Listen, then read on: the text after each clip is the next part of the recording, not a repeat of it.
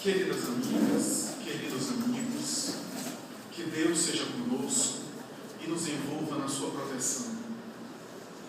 Augusto Cury, o psiquiatra brasileiro, em uma das suas obras mais famosas, faz uma espécie de dissertação a respeito daquilo que ele considera o mecanismo mais fascinante do ser humano, que é a arte de pensar.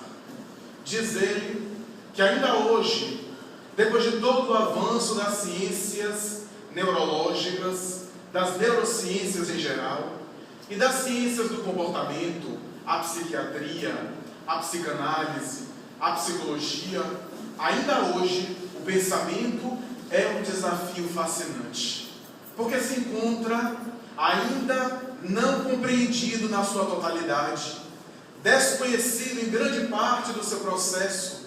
Sabe-se alguma coisa do seu modus operandi, do seu mecanismo, mas não se sabe os mecanismos pelos quais, ou através dos quais, ele se expressa e nem a causa do pensamento. Os cientistas, os especialistas da área, debatem, discutem, cada um dos quais com uma teoria específica, com uma idiosincrasia particular dentro da ciência, sem conseguir definir, solucionar de maneira conclusiva a problemática do pensamento humano. O pensamento parece ser o processo mais fascinante e o desafio mais árduo dos especialistas da área. Pensar é uma manifestação do ser humano tão complexa e variada que parece, a priori, pelo menos para os cientistas de ponta no mundo contemporâneo, não está restringido o fenômeno apenas a uma manifestação neuroquímica das estruturas cerebrais. Parecem haver elementos que escapam à capacidade dos cientistas de examiná-lo na sua totalidade, sem com isso querer dizer que esses especialistas estão reconhecendo alguma hipótese metafísica, alguma explicação além da matéria, mas, ao mesmo tempo, admitindo que a própria matéria, a própria estrutura glandular do cérebro, de aproximadamente 1,3 kg, parece ser insuficiente para explicar toda a dimensão da forma de pensar. O pensamento, vai dizer Cury, é algo que faculta o ser humano a capacidade de abstração, de o indivíduo conseguir pensar naquilo que é impensável de maneira verbal, de maneira escrita, de penetrar no absoluto, que seria impossível, e de tentar definir aquilo que é indefinível, através dos mecanismos mentais. Pensar faz com que o indivíduo possa abarcar o abstrato, o metafísico, aquilo que é apenas conceitual e que não se consegue expressar em palavras, verbalizar em escrita ou traduzir em apenas colocações de maneira literal. Pensar faculta o ser humano a penetrar as manifestações da arte, através de cujo mistério se consegue transmitir uma linguagem que seria uma linguagem evidentemente emocional, não cognitiva ou não cognoscível, através de cujo cometimento o indivíduo consegue, de alguma forma, na emotividade, sintonizar com faixas além do racional. O pensamento, vai dizer ainda o eminente psiquiatra, hoje reconhecido pela cultura popular, é tão fascinante, é tão extraordinário, que se nós tentássemos examinar o pensamento de personalidades célebres da cultura, da civilização, teríamos muita dificuldade de resumir esses escritos, porque cada filósofo, idealista, pensador, parece exprimir uma forma de pensar que é ao infinito e que parece nunca se repetir da mesma forma, à semelhança das árvores que se encontram no planeta, cujas folhas uma sequer não é exatamente igual a outra, na mesma árvore, ou nas árvores, ou nas espécies que se repetem. De tal forma que o pensamento possui sempre possibilidades às infinitas, para que o indivíduo possa exprimir não apenas a sua subjetividade, a sua forma de ser, de sentir, nunca exatamente igual a outrem, a outra pessoa, mas semelhante em algumas situações ou totalmente díspare em outras. Lord Byron, o poeta inglês famoso, costumava dizer que o pensamento é tão fascinante que tudo aquilo que nós conhecemos, tudo aquilo que existe, construído pelo ser humano, um dia foi uma ideia, foi um pensamento. E alguém, algo ou as gerações foram materializando essas ideias naquilo que nós chamamos da realidade objetiva.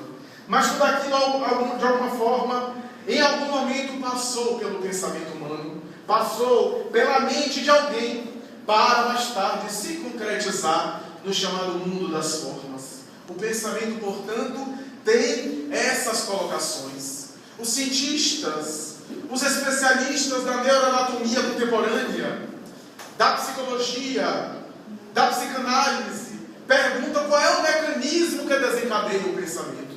Qual é a causa do pensamento? E várias escolas, filosóficas ou não, debatem essa colocação, essa questão. Desde o materialismo histórico do século XIX, que apregoava com seus avoengos, com seus defensores, que o pensamento deveria ser um epifenômeno do cérebro, porque o cérebro estava sendo estruturado, conhecido, construído, e deveria ser, portanto, um fenômeno secundário ao cérebro, portanto, um fenômeno efeito do órgão cerebral, e a partir do momento em que faleceriam as suas funções, também o pensamento deixaria de existir. E esse pensamento, no entanto, hoje parece haver várias hipóteses a respeito dos seus mecanismos, das suas causas. Porque, por exemplo, Wilder Penfield, o grande neurocirurgião do Canadá, depois de uma cirurgia notável que ele mais tarde apresentou, graças à sua autoridade de cientista na época, a maior autoridade de neurocirurgia da década de 70 do século passado, em que ele apresenta a ideia de que o cérebro parece ser um organismo que regula, formata, estrutura e exterioriza o pensamento, mas não é suficiente para explicá-lo, porque há situações nas quais o cérebro não está funcionando na sua perfeição, ou não se encontra funcionando do ponto de vista neuroquímico, graças à baixa temperatura, graças à impossibilidade dos impulsos das sinapses, graças às situações das neurocirurgias, e ele defrontou-se com situações e fenômenos nas suas investigações que a tese eminentemente cerebrocentrista não podia explicar. Graças a isso, há depois dele uma série de escolas, algumas das quais adotam a ideia do modelo organizador biológico, uma espécie de estruturação que ficaria além do cérebro e que seria o regulador da matéria, que deveria ser mais tarde abraçada essa tese pelos idealistas da parapsicologia soviética, principalmente na época do terrível regime da cortina de ferro, e de outros momentos históricos em que o modelo organizador biológico foi defendido como sendo tese fundamental para o conceito ou a compreensão do pensamento. Os estudiosos da física estabelecem que há no universo forças que se interrelacionam para mantê-lo, e das forças universais, a força nuclear fraca, a força nuclear forte, duas forças graças às quais deram origem à fusão nuclear, à fissão nuclear, e há vários conhecimentos do mundo atômico, do mundo subatômico, graças às quais possibilitou-nos, por exemplo, a descoberta da energia atômica, da energia nuclear, não apenas para as tragédias da bomba atômica, como o século XX pôde acompanhar em alguns momentos, principalmente em agosto de 1945, quando Hiroshima e Nagasaki foram vítimas dessa destruição em massa e do potencial nuclear, daquelas bombas de neutrino, de plutônio, e que hoje, considerado e comparado com o material bélico nuclear que as grandes potências possuem, essas bombas de 1945 são bombinhas de São João. Graças ao avanço tecnológico, ao avanço do arsenal bélico, ao conhecimento do átomo, mas também o conhecimento da fusão, da fissão nuclear, deram-nos vários elementos para a radioatividade, as pesquisas na área de saúde, as terapias, particularmente as terapias em relação ao câncer e outras doenças, em prol da saúde e do bem-estar do ser humano. A força nuclear fraca, a força nuclear forte, mas há outra força mais antiga, descoberta por Sir Isaac Newton, a da gravitação universal. Essa força que faz com que os nossos corpos sejam atraídos para o centro da Terra, graças ao que nós pisamos ao chão e não ficamos voando no espaço. E faz com que as coisas caiam no solo da Terra, portanto sendo atraídas para o solo da Terra, e que possibilitou-nos compreender o movimento das massas, dos corpos chamados corpos grandes, conhecer uma série de coisas ao nosso redor.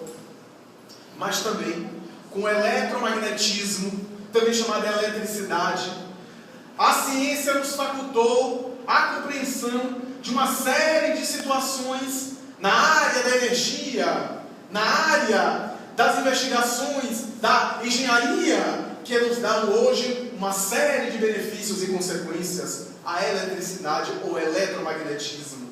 Mas esses estudiosos, particularmente a partir da década de 60 e 70, quando os físicos começaram a se debruçar mais e mais sobre o então recente e identificado e ainda algo desconhecido e misterioso modelo quântico na área da física, para compreender os corpos infinitamente pequenos, o mundo subatômico, esses especialistas se dobraram diante de algumas evidências na área da mecânica quântica para constatarem que, além dessas forças, a força nuclear fraca, a força nuclear forte, a gravitação universal ou lei da gravidade, como popularmente foi conhecida, o eletromagnetismo ou eletricidade, há uma quinta força chamada vontade humana, portanto, o pensamento.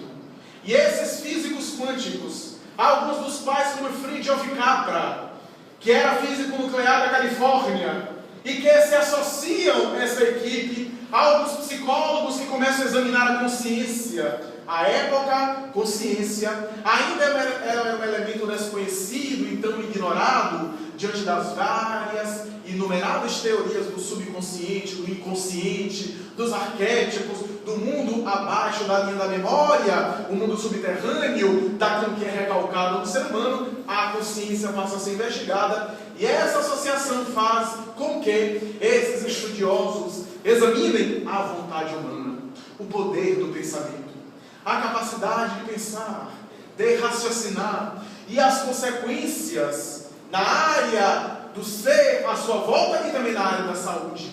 A Organização Mundial de Saúde chega a estabelecer um modelo de saúde segundo o qual a saúde não é apenas a ausência de doença, mas uma conjugação de fatores nos quais está presente o bem-estar socioeconômico, equilíbrio psicológico e harmonia fisiológica.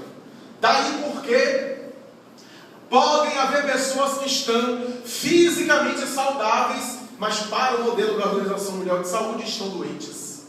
Porque não tem a conjugação e equilíbrio desse certo bem-estar entre as três coisas. E podem haver pessoas que estão experimentando vicissitudes e desafios na área da saúde orgânica e são saudáveis, embora estão passando por um processo enfermiço. A velha colocação entre ser e estar. Quem está é temporário, vai deixar. E quem é, não tem jeito. Então essas colocações fazem com que o modelo biopsicossocial da Organização Mundial de Saúde seja um modelo abrangente, elástico, de tal forma para que nós tenhamos uma ideia mais compatível com a saúde humana, com os mecanismos de conduta humana, inclusive nas áreas das intervenções médicas. Mas, a partir da década de 60, há uma equipe de estudiosos que inauguraram uma nova mentalidade cultural chamada psicossomática, segundo que o pensamento não apenas é ideal na poesia, na filosofia, na literatura, mas também na área de saúde.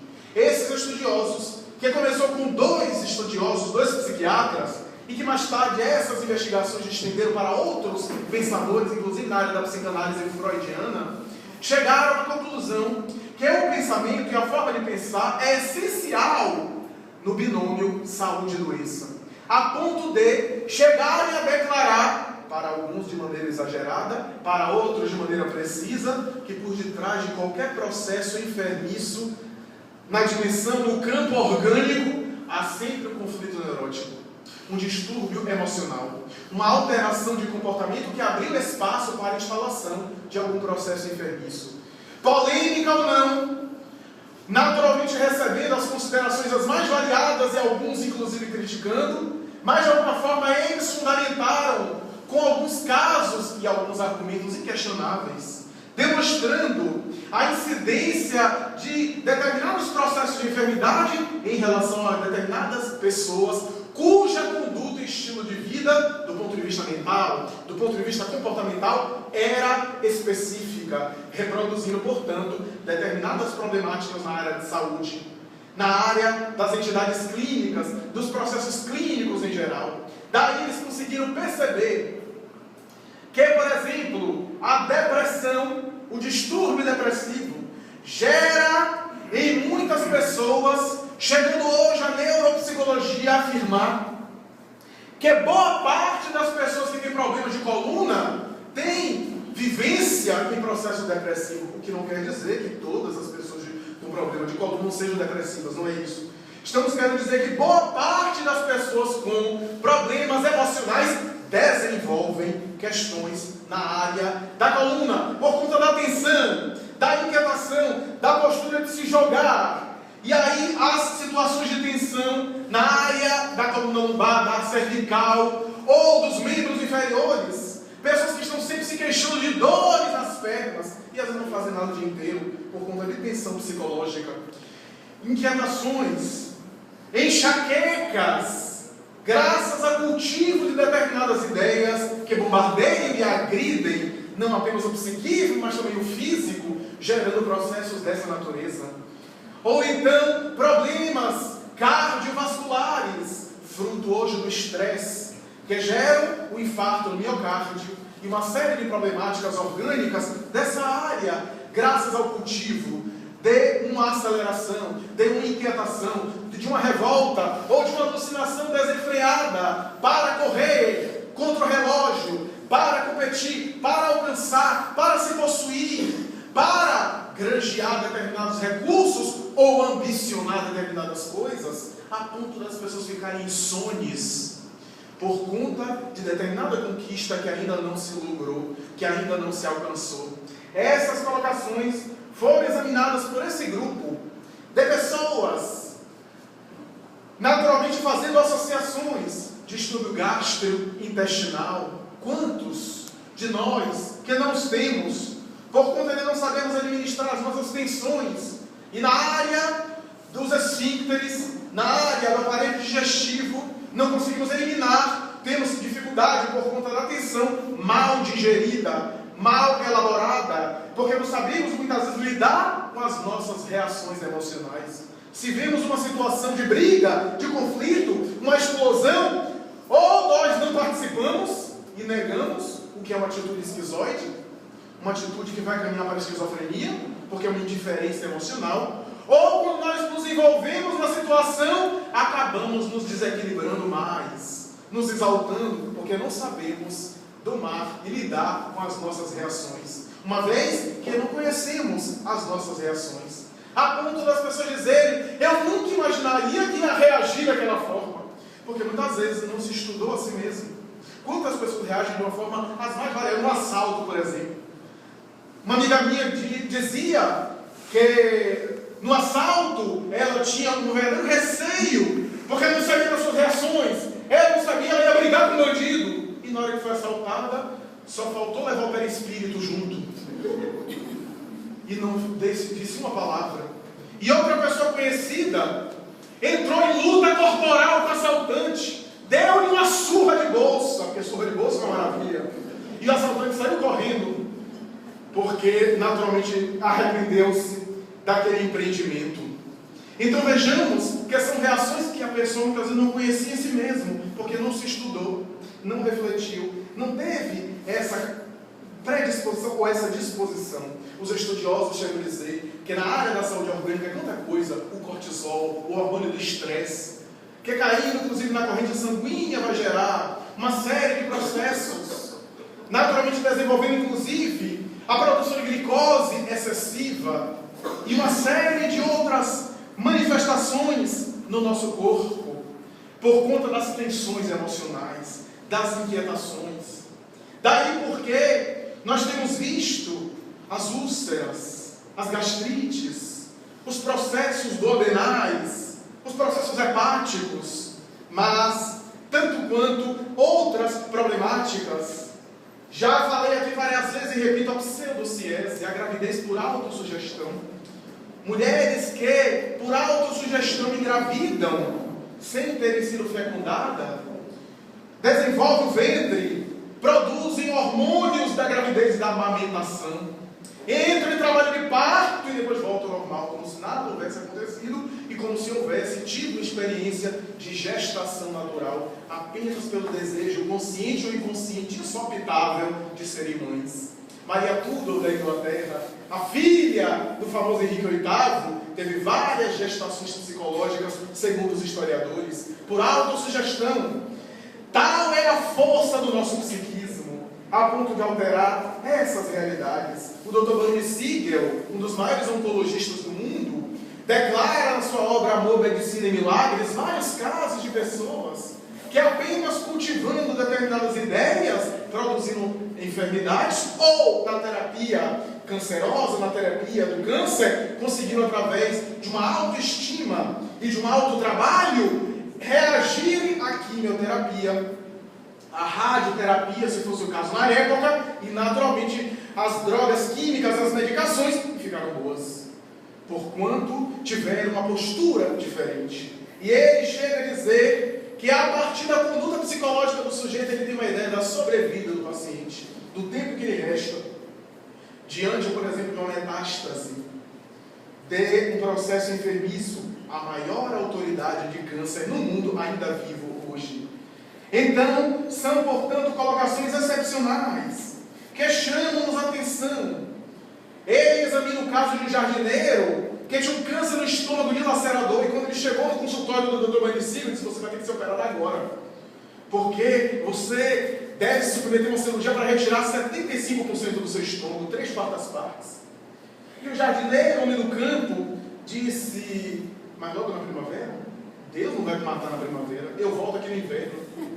Porque se eu morrer, o que será do jardim dele? É dele. Eu só sou empregado dele. Então não, senhor, eu volto no inverno, mas na primavera não, porque ele não vai me matar nessa época, ele precisa de mim. E saiu alegre. O doutor Barney disse: você vai morrer. Eu disse: não, eu não vou morrer não. E ele esqueceu-se do caso, arquivou aquele paciente, os seus documentos, o seu prontuário, e procurou esquecer. Passou o tempo, até que a sua secretária um dia disse: olha, fulano de tal está aí na espera, marcou uma consulta. Disse: fulano de tal, a senhora tem certeza? Tem, mas esse homem morreu, então não sei quem está aí, porque mande esse homem entrar. E quando entrou, disse: doutor, agora veio fazer cirurgia, veio me submeter ao processo, submeteu-se, e depois de toda uma dieta, de toda uma recomendação de dieta, de alimentação, deu-lhe um tempo de 6 meses de vida. Quando a obra do Dr. Barney Siegel foi escrita, 2 anos depois, o homem estava vivo. Foi ao seu consultório 1 ano e meio depois, e quando a secretária disse: fulano de tal já morreu. Esse então é o fantasma dele, está aí, porque ele está aí.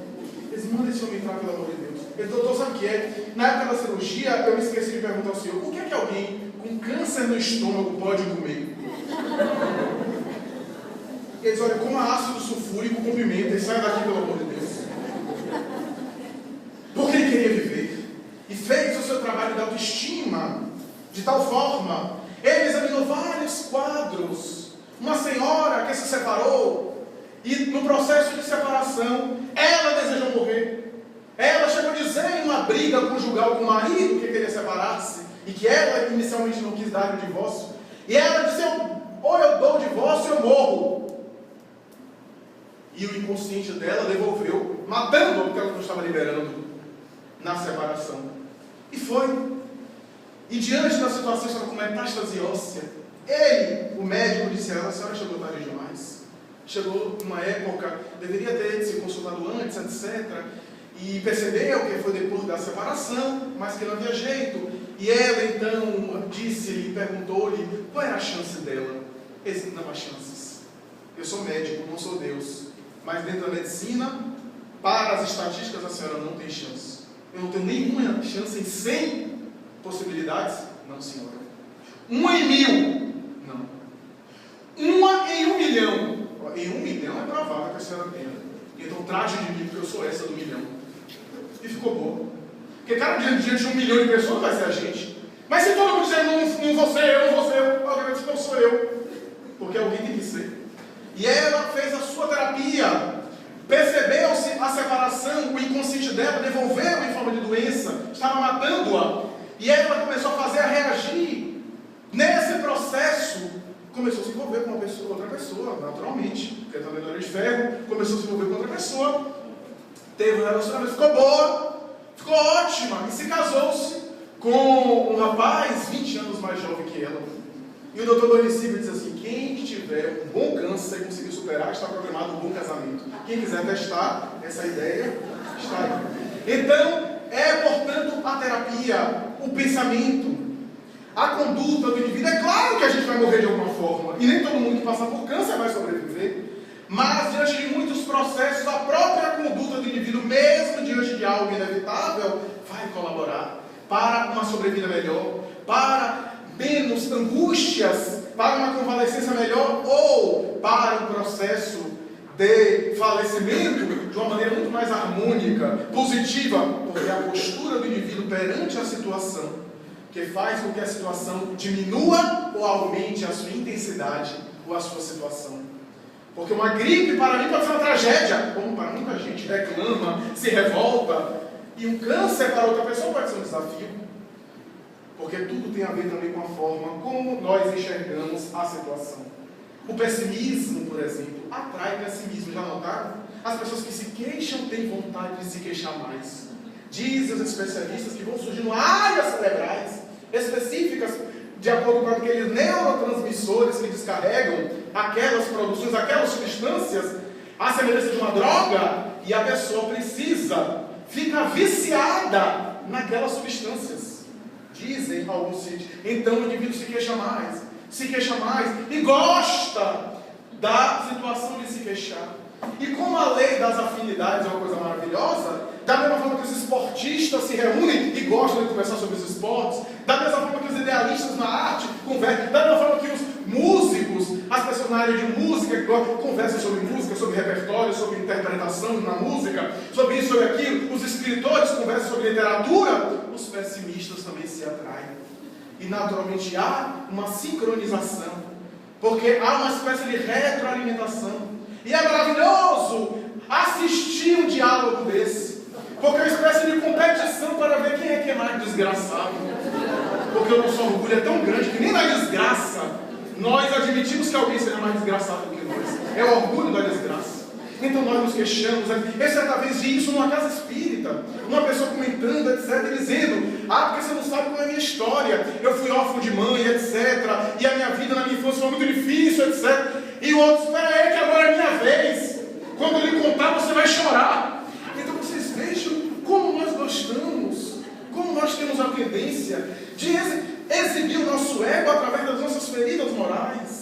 Do lado mais negativo, como não conseguimos nos destacar pelas virtudes que não temos, queremos aparecer pelos escândalos que produzimos.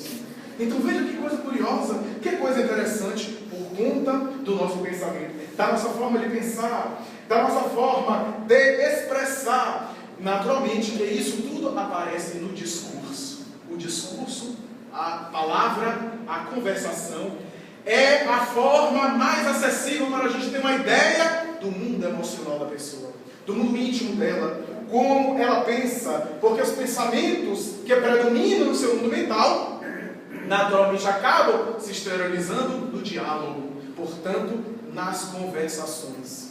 E aí que nós iremos perceber no discurso a psicologia humana. Daí as ciências do comportamento sempre falam em relação à terapia da palavra. Freud foi o primeiro, talvez, a elaborar a ideia da cura pela palavra, graças às suas investigações, inicialmente na área da hipnose, na Universidade de La Salpêtrière, em Paris, quando se fez discípulo de Jean-Martin Charcot, se interessou tanto pela hipnose, depois, para a sua visão, para a sua concepção, a hipnose era uma terapia muito boa, mas deixava o hipnotizado dependente do hipnotizador.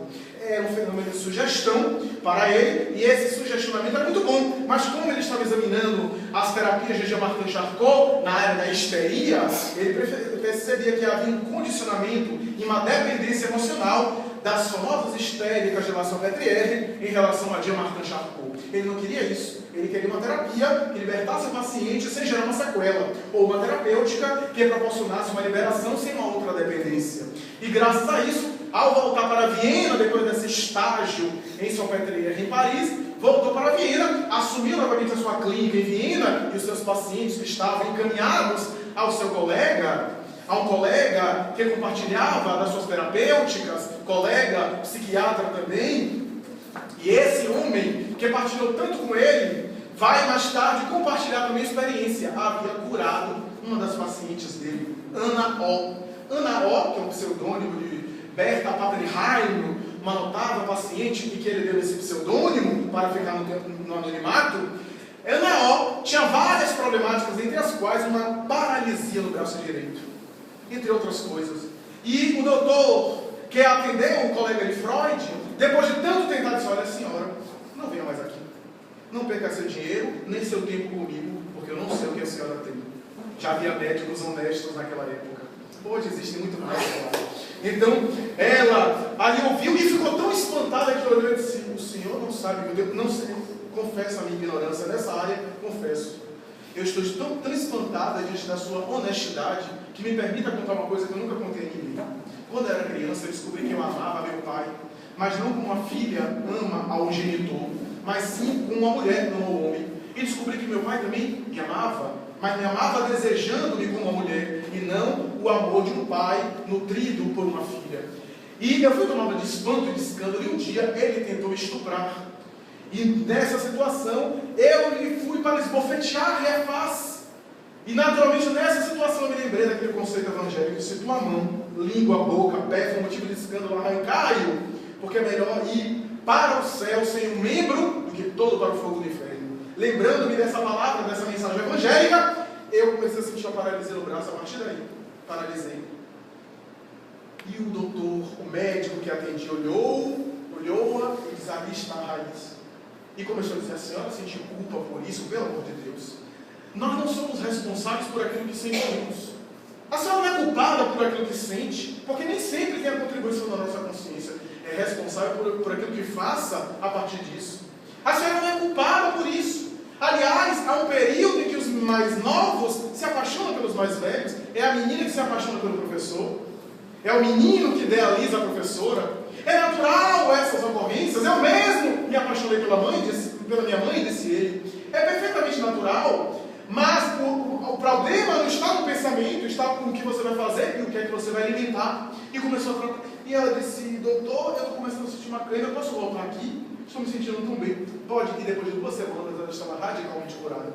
Freud vai dizer: isso que eu quero. Libertar a pessoa através do discurso, da palavra, arrancando do subconsciente, que eu prefiro chamar inconsciente profundo, os conflitos que estão armazenados abaixo da linha da memória e que geram as somatizações. A partir daí ele fez toda a teoria, inclusive baseado nesse caso, ele foi buscar na mitologia grega as velhas tragédias, inclusive o complexo complexo de Édipo, graças à história de Sófocles, na tragédia, Édipo, rei e assim por diante, para elaborar a sua teoria sexual e psicossexual na área da psicanálise, com contribuições valiosíssimas.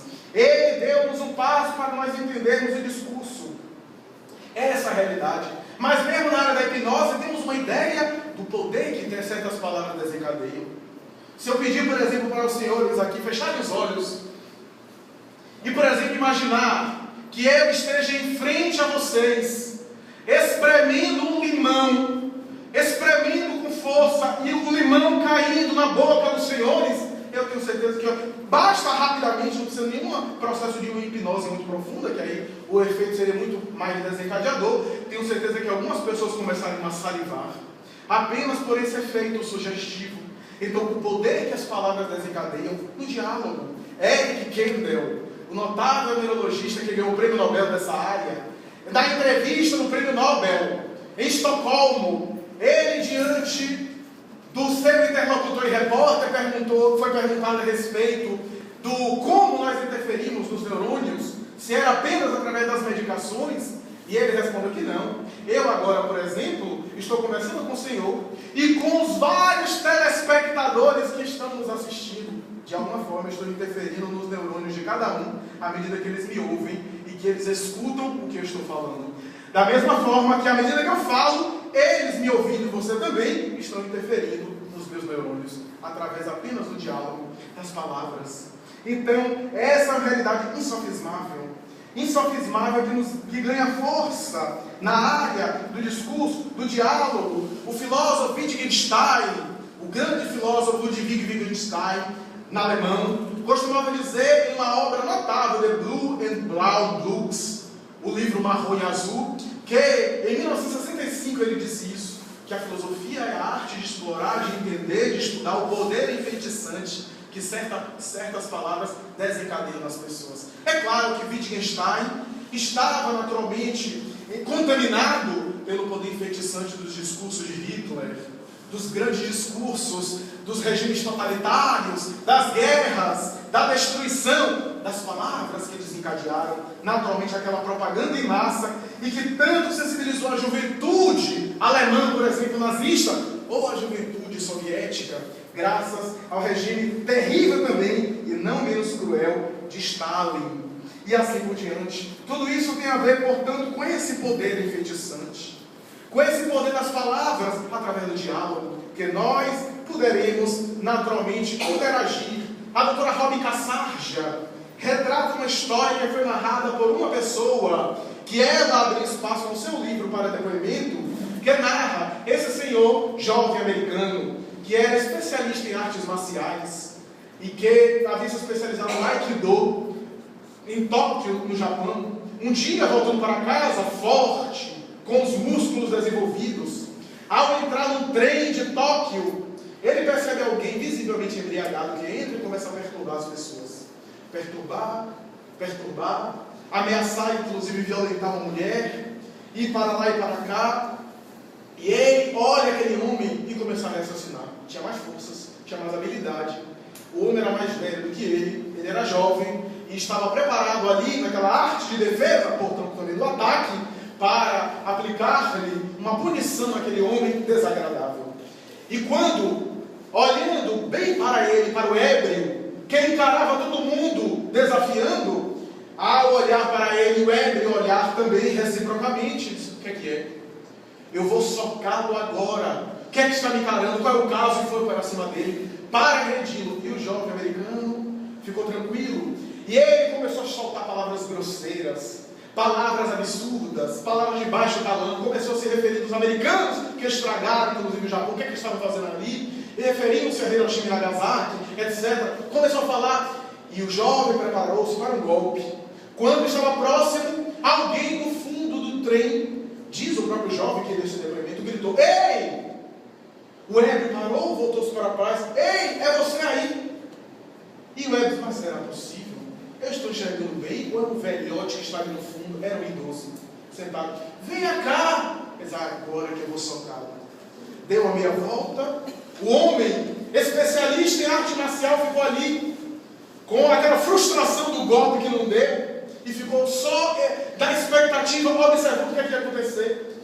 Mas será possível? Um velho agora me interrompendo, qual é o caso? E foi para cima dele. E quando estava chegando perto, o Senhor levantou-se e disse: eu sei que o senhor não é casado. Ele disse: não sou casado, não. Qual é o caso, qual é o problema? Eu sei, não há problema nenhum. Mas eu sei que o senhor não é casado. Porque eu sei que o senhor toma muito saqueiro, não é, camarada? Tomei com o meu dinheiro, o que é que tem a ver? Ele disse: eu sei que foi com o seu dinheiro. Eu também tomo saqueiro. Mas eu sei que o senhor não é casado porque o senhor não tem a quem ou com quem descarregar as suas raivas, a sua mágoa. Quando você tem uma mulher, a gente descarrega na mulher. Mas o senhor não tem. Então o senhor está procurando confusão com qualquer pessoa aqui para descarregar. E pela forma descuidada que o senhor está vestido, o senhor deve ter perdido o emprego, não é? Perde o emprego, qual é o problema? Não, problema nenhum. Problema nenhum. Pelo menos para mim, problema nenhum.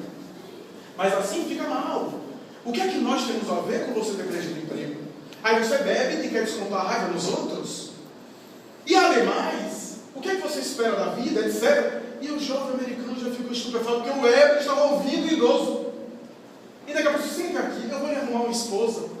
E se você me arruma, você afianço. Eu tenho muitas relações. O senhor vai conhecer minha mulher tem algumas amigas. Vou poder, quem quiser depois da palestra, o endereço do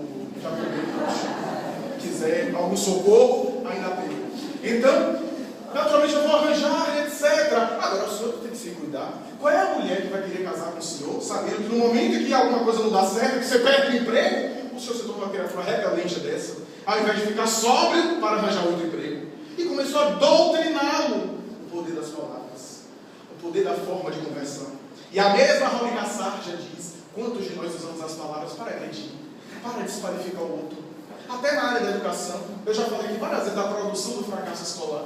Você é burro, você não aprende nada, menino. Eu já te expliquei. Você não aprende nada. É uma espécie de sugestão hipnótica que vai incutindo no inconsciente. E depois a gente não sabe porque a pessoa não está aprendendo nada. Fomos nós que produzimos o fracasso escolar através dessa hipnose constante, quando podemos falar a mesma coisa de outra forma. Eu sei que você é capaz de fazer. Você deve não ter prestado atenção nele. Deve estar com a mente em outro lugar. Deve estar distraído ou distraída, disperso, porque eu sei que você tem condição. Se você concentrar, você tem condição de fazer. A mesma coisa com um jogo de cintura, com um tato psicológico. Nós podemos fazer com que a pessoa aprenda, fomenta essa situação. Então, quantos de nós usamos a palavra agressiva para desqualificar? Você não é nada, os matemáticos, você é um zero à esquerda. Então, essas coisas que nós vamos incutindo e que desencadeiam as repercussões mais variadas na saúde humana. A Raul Kassar fala de uma amiga que sempre era desqualificada por um chefe de trabalho. Ela chegava, era desqualificada, era agredida. Ele sempre estava de mau humor, sempre achava algum defeito para colocar no trabalho dela. Se chegava cedo, ele falava mal. Se chegava atrasado também. E um dia, ela já não aguentava mais. Estava numa situação exaltada, mas a doutora Raul Kassar disse: não vá assim não. Eu te dou uma técnica. E passou a técnica para ela. Ela chegou na empresa, estava ainda sensibilizada, o homem começou a estourar já quando ela chegou. Explodiu em cima dela. Ela parou, controlou-se, porque a reação de ímpeto era maior, mas ela controlou-se, olhou bem para a garganta dele, ficou fixando, mirando. Até que ele percebeu: o que é? Quem está olhando para o meu pescoço? Não se aborreça. É porque tem um tio meu que ficava assim que nem o senhor. E aí a jugular, a veia, foi naturalmente inchando, alterando nesses momentos de raiva e exaltação, e ele morreu de colapso periférico. Eu estou só esperando a hora que vai acontecer com o Senhor. E o homem que tinha medo de morrer, disse: morreu. Era assim mesmo os sintomas. Vai para sua sala. Ele levantou e foi para o banheiro para olhar no espelho, porque não tinha medo de nada, etc. A partir daí mudou. Quando ele começava, ela já mirava. Quem quiser fazer essa técnica, é uma coisa. Porque é verdade. Essas agressões também vão agredir o próprio indivíduo. Daí os especialistas em PNL, em programação neurolinguística, falam tanto da nossa forma de falar, como interfere em nossa forma de pensar. Da forma como nós falamos, exteriorizamos o nosso discurso, a nossa mensagem, pensamos de maneira diferente. Daí as velhas tradições budistas: pensar retamente, falar retamente, dizia Buda. Daí a velha filosofia tolteca dizer: seja a sua palavra impecável, falar de forma impecável, não fazer um acordo, um compromisso com a agressão e a palavra do outro, porque quando alguém nos agride e a gente fica magoado é porque a gente se comprometeu com aquilo. E muitas vezes a gente quer justificar que a gente não é aquilo. Você é um miserável, vá para o inferno, a gente fica magoado querendo provar que não é aquilo. Se é que a pessoa não é, naturalmente é porque fez uma ressonância em nosso inconsciente. Mas a doutrina espírita que vai nos explicar, dando-nos uma condição mais abrangente. Quando Allan Kardec vem dizer que somos espíritos imortais, que o pensamento vem do espírito e que se exterioriza através do cérebro, mas o pensamento transcende ao cérebro. Somos seres espirituais que antecedemos ao berço e sobrevivemos à parada cardiorrespiratória. Somos seres invisíveis, temporariamente vinculados e mergulhados nesse escafandro de natureza biológica, ou nessa roupagem de natureza carnal, para o desafio da evolução, daquilo que nós chamamos de reencarnação, que é o mergulho na Terra para aprender com as próprias experiências. O pensamento na doutrina espírita toma um aspecto muito maior, porque circunda um mundo de vibrações ao nosso lado e naturalmente interfere na nossa forma de ser. E naturalmente o diálogo tem também uma implicância muito maior. Chico Xavier contou que certa vez estava indo para a fazenda Modelo, onde era datilógrafo e se aposentou por invalidez mais tarde, funcionário de datilografia, e ao passar uma senhora que morava perto, gritou: Chico, vem cá! E ele disse: não posso, estou atrasado. E a Amanda apareceu: atenda, senhora. Ele disse: mas eu estou atrasado. Se você está atrasado, eu estou atrasado. Não foi ela que vai, não vai ser ela que vai estar atrasada. Atenda, porque a necessidade dela é real. Ele deu a minha volta, porque os guias espirituais aparecem logo nessa hora, na hora errada. Deu a minha volta, voltou. E ela contou o drama dela. Estava com um problema gástrico muito sério, uma situação, não tinha. O doutor Bezerra de Menezes passou pela psicografia de Chico antes, uma mensagem falando de determinado medicamento, mas não tinha dinheiro para comprar, não tinha como recorrer, etc. E a Amanda apareceu e disse: olha, pegue a receita do doutor Bezerra, o papel, rasgue em 4 pedaços e mande ela ingerir com água uma vez por dia, que ela vai ficar boa. O efeito psicológico. E recomendou. Ela acreditava tanto em Chico Xavier, dava tanta credibilidade a ele, valorizava tanto o que ele dizia, que ele falou, era o efeito psicológico, e disse. E essa senhora começou a ingerir. Na saída, eles se cumprimentaram e foram. Ele foi para o trabalho. E ele disse: Deus me abençoe. Ela ficou na varanda, no muro da casa, ali, na sacada, olhando: Deus me abençoe. E a mãe disse: olhe. E quando olhou, do coração dela, do chakra coronário, irradiavam-se vibrações espirituais, luminíferas, que o atingiam, causa do bem-estar. E a irmã disse: se você não atendesse, ela ia dizer: vai, que o diabo te carregue. Agora imagina o que é que sairia dela para você. Então, era uma lição que o guia espiritual estava dando. A força do pensamento, o diálogo, a ideia que se materializa. Daí a nossa necessidade de falar bem, de dialogar, de cultivar boas ideias, já notaram, por conta da nossa ociosidade, das nossas mentes ociosas, como nós conversamos? Conversamos as coisas mais disparatadas, conversamos da vida alheia, porque a gente tem tempo. Porque quem está trabalhando tem tempo para ficar observando a vida alheia, mas nós temos tempo e ficamos fiscalizando, e entramos nas redes sociais para ficar seguindo as pessoas, se a pessoa foi no vaso sanitário, se a pessoa foi na pizzaria, e a gente fica ali ociosos, e depois o tédio, as angústias, porque é uma sociedade voyeurista, daí programas, reality show, que nós observamos e ficamos comentando e ligando e apostando em quem vai sair da casa, quem vai para o paredão, quem não vai para o paredão, quem vai para o mutirão, sei lá o que. Então nós vamos cultivando e não sabemos. E aí pessoas dizem assim: ó, desculpa, espíritas, mas quando eu pego um livro espírita para ler, eu durmo porque o obsessor me pega. Preguiça mental, porque não vai ver, assistir esses programas, fica aceso. Aí que o obsessor está acendendo ele. Não é na hora do espírito o obsessor volta para dormir, não. É que a mente está intoxicada de outros hábitos, então não está habituada nesse momento, naturalmente vai uma reação e dorme por conta dos hábitos mentais. Mas o hábito negativo da fofoca, da maledicência, da calúnia, da futilidade, aí é o obsessor que fica mesmo insuflando e tal, aquelas coisas que agradam entidades fúteis, ociosas, iguais a nós, do mesmo nível equivalente que nós. Então tudo isso tem a ver com aquilo que a doutrina espírita explica, que a doutrina espírita coloca como sendo o valor de uma boa palavra, de um bom diálogo, de uma boa interação. Daí porque a caridade não é apenas a ação material, mas uma boa palavra, uma palavra de ternura, um diálogo fraterno, não apenas com os espíritos, porque há espíritas que dialogam com os espíritos em mediúnica com carinho e chega em casa, olha para a esposa e diz: qual é o caso?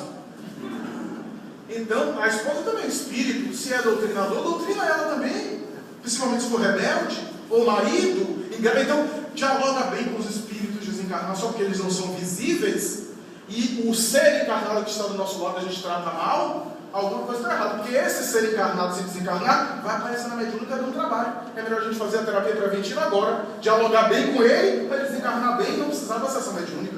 Terapia preventiva que nós devemos fazer. Daí porque a excelência de um bom diálogo, a excelência do elogio, não é a bajulação, mas é uma boa palavra: gostei do que você fez, poxa, gostei, muito obrigado, etc. No movimento espírita, há inclusive mecanismos de complexo de inferioridade, de conflitos, que eu não sei onde foi que leram, que obra foi que leram. Quer ver uma coisa terrível? Me permitam. Já falaram isso para mim, inclusive, em um centro. No final da palestra, não batam palma não, para ele não ficar vaidoso. Então, quer dizer, será que a pessoa é tão frágil que é uma palma que vai deixar a pessoa vaidosa? Se a palma deixar vaidosa, é porque ele já era vaidoso. Não é a palma que deixou vaidosa. Ora bem, se tem um coral, outra coisa horrível, tem um coral aqui, canta uma Ave Maria, canta uma música, não batam palma não por causa da prece, para não quebrar a vibração da prece. Então a vibração é tão fraca que quebra com a palminha. Então eu não sei onde foi que leram isso. É o nosso lado humano. Ninguém tem obrigação de aplaudir ninguém. Quando a gente não gosta, é bom que a gente não aplauda. Mas é o nosso lado humano. Quando eu vejo um espetáculo que eu gosto, eu aplaudo. Agora, se a pessoa ficar vaidosa, se a pessoa inchar com isso, basta um alfinete. Então, nós temos que quebrar isso. Agora, o diferente é a bajulação, é o deslumbramento, porque aí vai tirar a pessoa da realidade, e nós estamos também por fora, porque o bajulador é alguém que perdeu a dignidade.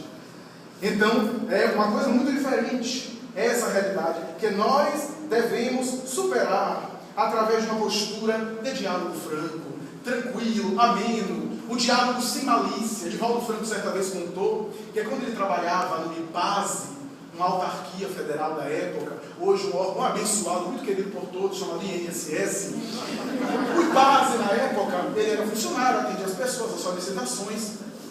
E não apenas ele teve a grande missão e bênção de Deus de ser funcionário público, que ganha muito bem, aliás, e funcionário público é uma maravilha, porque a pessoa não morre, quer dizer, morre, mas morre devagar. Morre, mas devagar. Vai chegando lá, não morre de vez. Então ele foi funcionário público e teve a honra e a missão especial de ser chefe de seção, chefe de departamento na época. Então Deus deu essa aprovação para ele. Na época que os funcionários públicos trabalhavam, quer dizer, hoje ele trabalha em Portugal. Então, naturalmente que teve todo aquele bem, e ele, quando foi chefe de seção, houve inclusive uma comemoração na sala. Todos comemoraram, ele chegou ingênuo e disse assim: meu Deus, como eu sou querido, e as pessoas festejando. Não, porque você foi colocado como chefe de seção. Eu disse: mas eu não sabia que vocês gostavam. Não, sabe o que é? É como você é espírita, você não vai marcar falta na gente. Você não vai colocar a nossa falta, porque você é espírita. Como eu sou espírita, eu vou colocar falta em vocês. É só vocês faltarem e chegarem atrasando que eu vou colocar falta em vocês. Mas e a caridade? E a caridade com o governo que me paga? Primeiro a caridade com ele. Então, naturalmente que é a cumprimento do meu dever. E eles, naturalmente, mas haviam colegas tão embaraçados e tão perturbados, que tentavam ele de todas as formas, que o espiritismo naquela época era mal visto, hoje até virou moda, mas na época era mal visto, tanta coisa se fazia, para colocar ele em situações através da palavra, da discussão, da conversação infeliz. E ele naturalmente tinha verdadeiras armadilhas, mas as escondidas, quando estavam perturbados, iam procurar ele para se aconselhar, para se consultar. Chegava às vezes com uma pasta, com um documento da autarquia e colocava na mesa para ninguém perceber que era coisa pessoal, era coisa do trabalho, mas estava ali fazendo consulta grátis para ele como médico, como espírita. E um dia ele estava ali na sua função, até que chegou um rei do Senhor respeitado, que ele não conhecia, o Senhor se aproximou e ele mesmo disse, esse Senhor se aproximou, ao lado havia meus amigos, a conversa parou, porque quando repartição pública, as pessoas param de conversar, alguma coisa está acontecendo. E todo mundo ficou aquela coisa quieta, ele percebeu que já era uma armadilha, e esse Senhor se aproximou e disse assim, Divaldo Franco, é o senhor? Sim, senhor. O senhor é o senhor Divaldo? Sim, senhor, muito prazer, estou aqui. O senhor realmente é Divaldo Franco? Ó, meu senhor. Até agora eu achava que era. Mas o senhor está com tanta dúvida que o senhor diga logo quem eu sou. Mas não, sabe o que é? É que eu sou catedrático da nossa veneranda Universidade Federal da Bahia, na época de psiquiatria, eu sou especialista em psiquiatria, sou doutor, você começou a falar dos títulos dele, e Divaldo ficando que nem aqueles desenhos animados pequenininhos, né? Porque o homem tinha tanto título, ele só tinha um diploma de datilografia, aqueles diplomas grandes da época, e ele, mas pois não, etc. Pois é, e eu quero falar ao senhor, eu quero perguntar se eu sou espírita. Esse pode falar alto, doutor. Todo mundo aqui sabe que eu sou espírita, porque desde a Constituição de 1946, na época vigente, que nos facultou a liberdade religiosa. E como eu pago imposto, como eu pago e cumpro os meus deveres, eu tenho direito a exercer a minha liberdade religiosa, desde que essa liberdade religiosa não prejudique ninguém, não lese ninguém. Eu sou espírita, senhor, com muita honra, com muita dignidade. Mas, senhor Divaldo, me disseram que o senhor também é... O senhor é... Você sabe, né? Eu disse, não sei não. O senhor me fala logo. Não, o senhor é médium, né? Eu disse, sim, senhor, eu sou médium. Sou médium. Esse senhor Divaldo não parece. Eu disse, por quê? Porque todo médium é ó, tantã. E aí o coro dos colegas começaram a dar aquela gargalhada, que era uma espécie de ironizar o espiritismo ali, etc. E Divaldo ficou muito tranquilo, e depois que acabou disse assim, muito bem, muito obrigado. Agora me permita só fazer uma pergunta ao senhor. O senhor é médium? Diz, não, por quê? Porque parece muito. Senhor Divaldo, o senhor está me agredindo. Não, porque o senhor... Veja, o senhor é psiquiatra, então conhece a mente humana melhor do que eu. Eu estou aqui exercendo a minha tarefa, tenho a minha confissão religiosa aqui, não procuro. Eu não acredito que o senhor saiu do seu consultório, veio até aqui na repartição pública para perturbar a paz de uma pessoa. Então o senhor que é psiquiatra, o senhor que vai fazer o diagnóstico. Porque para mim, além de psiquiatra, pode ser um psicopata. Porque é esse o diagnóstico que eu já faço do senhor, com o meu conhecimento de psiquiatria. Então, meu senhor, eu não entendo essa situação. Então, a palavra, como nós tendemos a naturalmente agredir os outros, a desqualificar com as nossas posturas, as nossas posturas muitas vezes é de maltratar ou de evidenciar o erro da pessoa, através dos nossos contatos interpessoais, dos nossos diálogos, o que deveria naturalmente deixar para trás. Mas a doutrina espírita ainda amplia esse conhecimento quando nos diz que muitas vezes nos diálogos há intercâmbio entre mentes espirituais. Muitas vezes nos nossos diálogos há também a sincronização com mentes que estão na mesma ordem de ideias. Muitas vezes, desde os diálogos inspirados, que nós falamos um monte de coisas de maneira inspirada e depois a gente tenta repetir e não sai da mesma forma. Não sai com aquela intuição, com aquele brilhantismo. E quantas vezes nós somos inspirados por outras ideias e por outras mentes nas discussões, nas brigas, nas agressões. O casal é muito comum, em que um dos dois diz coisas para ferir o outro, para maltratar o outro, apenas pelo prazer de ferir. Muitas vezes também sincronizado com mentes que querem causar perturbação em nossa vida, em nossa realidade. Permitam-me concluir com um caso que eu já narrei aqui e que eu vivenciei. Como espírita, logo depois de me deslumbrar com a mensagem espírita e aderir ao pensamento de libertação, graças à mensagem de Jesus em espírito e verdade, que eu via através das informações que Allan Kardec trazia do mundo espiritual, eu comecei a atuar de maneira singela com essas mensagens que nós damos aqui e acolá, estudando de maneira primeira o Espiritismo, para depois começar em grupo de estudo e assim por diante, mais tarde em atividade doutrinária. E comecei a vivenciar situações que eu não compreendia e deixava para lá, porque a minha ignorância doutrinária era maior do que a atual, era um pouco maior, e naturalmente a minha inexperiência fazia com que eu não compreendesse a situação. Situações as mais angustiantes passaram em alguns momentos até de sabores que eu não sabia entender, conflitos inamistosos que surgiam animosidades que se apresentavam de tal forma que chamavam a minha atenção.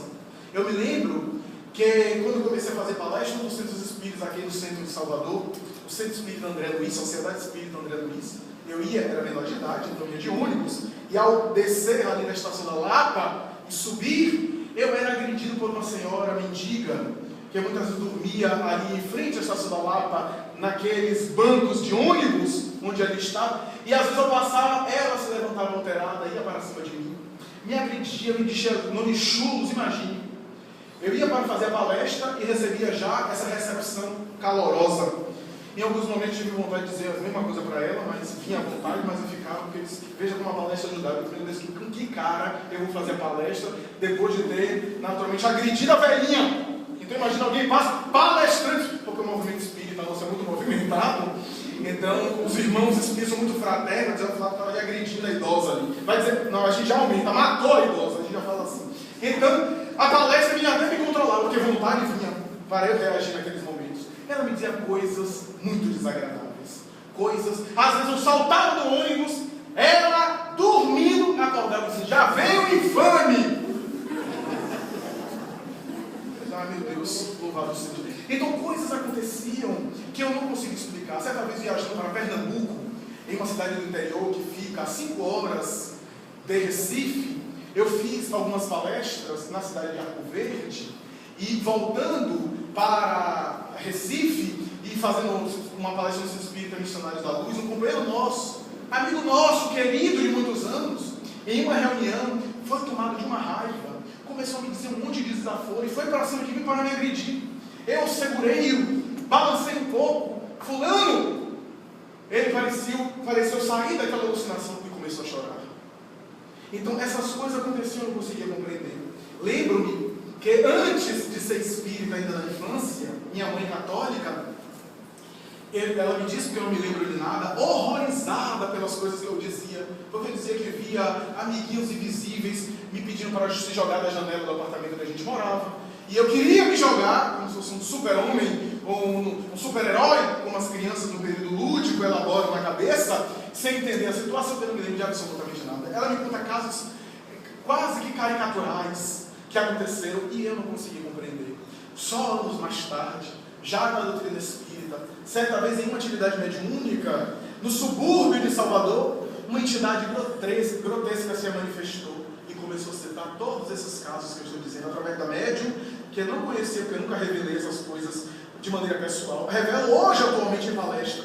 E ela começou a dizer, você se lembra que sua mãe fala isso de você? Você se lembra do episódio em Pernambuco, onde eu ia para cima de você? Era eu que estava por detrás de fulano, e eu queria te matar, porque atrás havia um local que eu estava imaginando empurrar você e você morrer. E começou a falar coisas, e a senhora eu a utilizo porque é um campo fácil para mim, e falou coisas, e eu fiquei estupefato. Inicialmente eu não conseguiria reagir, porque eram fatos comprovados que o médium não sabia, e através do transe da incorporação da psicofonia falava, e disse coisas, e começou a falar o porquê daquela situação.